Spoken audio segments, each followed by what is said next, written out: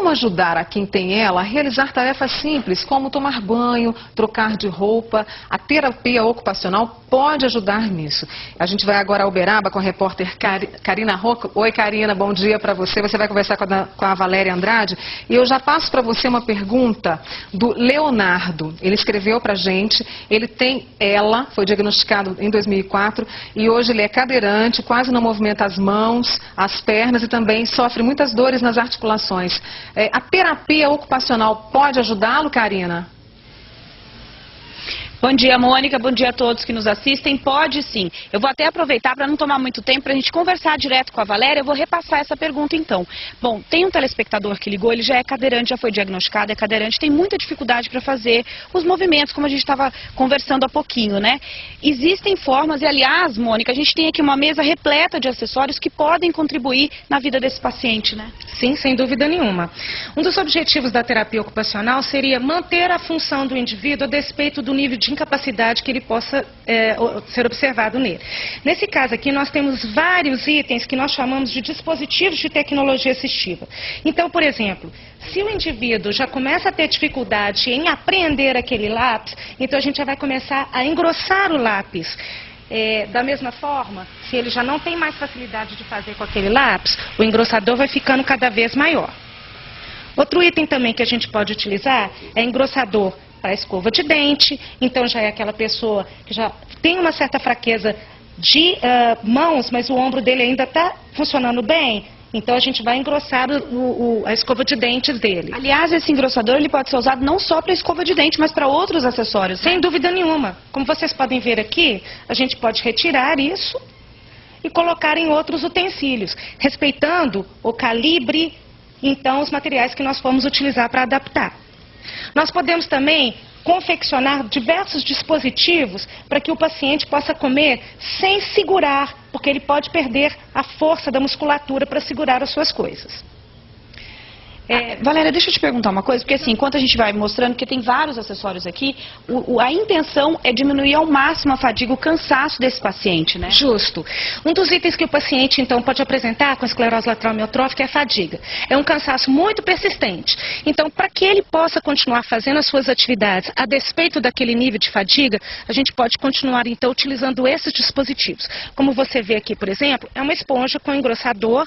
Nós orientamos o paciente a fazer com que o mínimo de esforço seja possível e, ao mesmo tempo, ele utilizando esses dispositivos para que, então, a sua função seja cada vez mais preservada. Esse, então, seria usado para o banho, né? Sem dúvida nenhuma.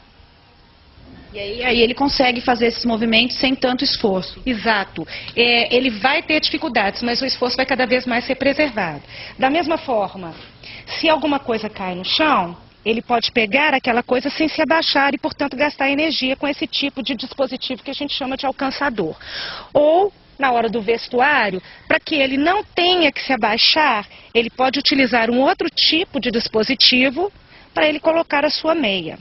Tudo isso, então, visando a conservação da energia. Ao invés, então, de ele fazer esforço para tal, esses dispositivos vão poder auxiliá-lo. Bom, a gente vê uma porção de acessórios aqui, eu queria que você falasse um pouquinho sobre isso, porque assim, muitas vezes as pessoas têm dúvida, vão dizer, mas eu não tenho recursos. Como isso é possível? A pessoa consegue essa assistência junto ao SUS ou propriamente com a equipe que ela trabalha? Bom, é importante que haja um terapeuta ocupacional na equipe, visto que é o terapeuta ocupacional aquele profissional responsável por confeccionar esses dispositivos de tecnologia assistiva. Sim, se houver um terapeuta ocupacional, é interessante então que isso daí seja confeccionado para esses indivíduos. Uma vez que muitos desses dispositivos são importados, cabe à equipe então e prioritariamente ao terapeuta ocupacional poder utilizar-se de materiais de baixo custo para poder confeccionar aquilo com a mesma função de um material importado. Você deu até um exemplo, e acho que é interessante a gente mostrar, esse aqui. Nesse caso é um material importado, mas você disse que consegue fazer com tubo de PVC, por exemplo. Sem dúvida nenhuma. Então você vai numa loja, compra, e o terapeuta ocupacional vai ajudar a arredondar para que não haja quinas para machucar o paciente, poder fazer essas lapidações justamente para que fique uma coisa mais funcional, comprar esse tipo de corda específica, sobretudo que seja cada vez mais grossa, para que o indivíduo então que tem esclerose lateral amiotrófica não tenha que fazer muita força para segurá-lo. Então, há vários itens aqui que podem ser feitos com materiais diferentes. Você está me falando, para a gente concluir, que é importante a equipe visitar a casa do paciente para conhecer as dificuldades, né? Justo. Na casa de uma pessoa podem haver escadas, desníveis. Então, uma das coisas que nós, TOs, temos que fazer seria avaliar a casa daquele indivíduo para então adaptar justamente para que aquele indivíduo tenha capacidade de continuar sendo o máximo funcional possível com o mínimo de gasto de energia. Nós temos aqui ao lado, eu peço para ela colocar para a gente, uma adaptação para colocar no vaso sanitário, que é um elevador do assento. Então a pessoa vai poder se assentar e levantar com o mínimo de gasto de energia, dentre vários outros. Valéria, muito obrigada pelas informações. Quem quiser aí no município uma própria orientação da Valéria, procure a Secretaria de Saúde, as associações, onde possa, ou propriamente as faculdades, onde possa ter mais informações sobre esses acessórios para ter aí uma melhor qualidade de vida. Mônica. Obrigada, Karina. Obrigada também a Valéria aí, que nos ensinou bastante. Tá? Um bom